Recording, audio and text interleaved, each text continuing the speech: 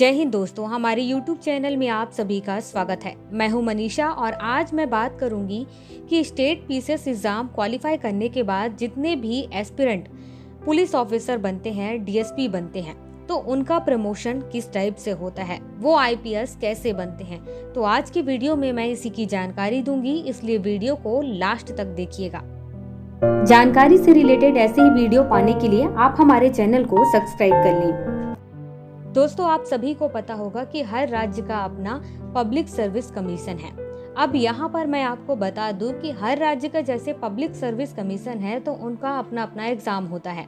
हर राज्य अपना एग्जाम कराती है जिससे डिप्टी कलेक्टर, एसडीएम, नायब तहसीलदार, डीएसपी बनते हैं।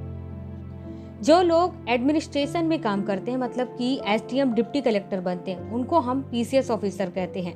और जो लोग पुलिस सर्विस में जाते हैं उनको हम पीपीएस ऑफिसर कहते हैं। अब बात आती है कि एक पीपीएस ऑफिसर को किस टाइप से प्रमोट किया जाता है कि वो एसपी बन जाते हैं, एसएसपी बन जाते हैं, कमिश्नर बनते हैं। दोस्तों, सबसे पहली चीज बता दूं कि जिस भी राज्य का पीसीएस एग्जाम क्वालिफाई करते हैं और पीपीएस ऑफिसर बनते हैं, डीएसपी बनते हैं, उसके बाद आपको फील्ड में काम करने के लिए जब भेजा जाता है तो वहाँ पर मिनिमम कम से कम आपको 20 से 25 साल का टाइम लग जाता है पूरे ड्यूरेशन को पूरा करने में। जब आप 20 से 25 साल काम करते हैं उसके बाद ही आपको प्रमोट किया जाता है। अब इस 20 से 25 साल में दो चीजें होती हैं। सबसे पहले आपको डीएसपी बनाते हैं, डीएसपी बनने के बाद आपको एएसपी बनाते हैं और एएसपी बनाने के बाद आपको प्रमोट किया जाता है। और इस सारे प्रोसेस को पूरा होने में कम से कम 20 से 25 साल का समय लगता है। अब आपको ये लग रहा होगा कि भला 20 से 25 साल इतना लंबा टाइम कैसे लग जाता है केवल 2 पोस्ट को पाने के लिए। तो बता दूं कि जब आप डीएसपी के पोस्ट पे होंगे तो उसमें भी सीनियर और जूनियर स्केल होता है, वो दोनों स्केल पूरा करना होता है। जब आप वो दोनों स्केल को पूरा कर लेंगे उसके बाद आपको एएसपी बनाया जाएगा।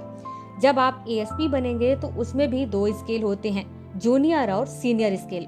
जूनियर सीनियर दोनों स्केल पूरा होने के बाद आपको प्रमोट किया जाएगा। दोस्तों, यहाँ पर मैं बता दूं कि इस प्रमोट होने का मतलब केवल इतना ही नहीं होता है कि आपको एक पोस्ट से दूसरा पोस्ट दे दिया गया है। यहाँ पर एक चीज और मायने रखती है कि आपको एक सर्विस से दूसरे सर्विस में भेजा गया है। इसका मतलब है कि आपको सीधे पीपीएस ऑफिसर से आईपीएस ऑफिसर बनाया जाता है। यहाँ पर अब बहुत सारे लोगों के मन में एक क्वेश्चन तो जरूर होगा कि यूपीएससी सीएससी एग्जाम क्वालिफाई करने के बाद लोग आईपीएस ऑफिसर बनते हैं, तो मैं यहाँ पर ऐसे कैसे कह दी कि ये आईपीएस ऑफिसर बन गए, एक पीपीएस ऑफिसर आईपीएस ऑफिसर में प्रमोट हो गए, कैसे? दोस्तों, यहाँ पर बता दूं कि आपको अगर आईपीएस ऑफिसर बनना है तो उसके 2 रास्ते हैं। आईपीएस ऑफिसर बनने के लिए आपको क्या करना पड़ेगा, यूपीएससी सीएससी एग्जाम क्वालिफाई करना पड़ेगा। और अगर दूसरा रास्ता अपनाना है तो वो दूसरा रास्ता ये है कि आप सबसे पहले पीसीएस एग्जाम क्वालिफाई करें, पीपीएस ऑफिसर बने, 20 से 25 साल काम करें और उसके बाद अगर आपका नाम उस लिस्ट में आता है कि आपको प्रमोट करके आईपीएस बनाना है तो फिर आप आईपीएस बनेंगे। लेकिन यहाँ पर कोई जरूरी नहीं है कि आपको फिर आईपीएस बनाया ही जाएगा, क्योंकि इसका प्रोसेस काफी लंबा होता है।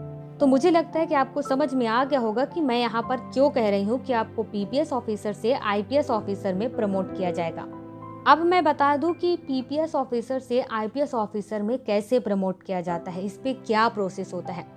इसमें प्रोसेस ये होता है कि जब आपका जो टाइम है 20 से 25 साल आप काम कर लेते हैं तो उसके बाद यूपीएससी की एक बैठक होती है और यूपीएससी की बैठक में गृह मंत्रालय के 2 सदस्य होते हैं, राज्य के मुख्य सचिव होते हैं, मतलब कि चीफ सेक्रेटरी होते हैं। इसके बाद गृह अपर सचिव होते हैं और डीजीपी होते हैं। इस बैठक में पुलिस मुख्यालय के आईजी उपस्थित होते हैं। बैठक में जब सारी चीजें डिसाइड की जाती हैं कि किसको प्रमोट करना है और किसको नहीं, तो यहाँ पर ऐसा नहीं है कि डायरेक्ट प्रमोट कर दिया जाता है। यहाँ पर डिसाइड किया जाता है कि किसको करना है और किसको नहीं, और उसके बाद रिपोर्ट मांगी जाती है।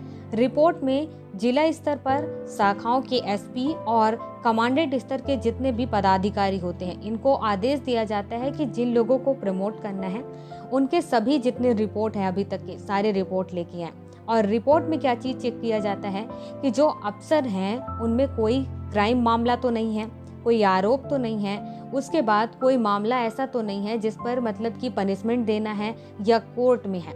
मतलब कि ऐसा बिल्कुल नहीं होना चाहिए कि जो पीपीएस ऑफिसर हैं, उस पीपीएस ऑफिसर के ऊपर कोई दंड हो, दंड वाला का मामला चल रहा हो, या फिर आरोप हो, या फिर क्राइम मामला चल रहा हो, या मामला हो, आरोप हो, या दंड दिया गया हो। ऐसा कुछ भी नहीं होना चाहिए, तभी वो प्रमोट होगा, वरना नहीं होगा।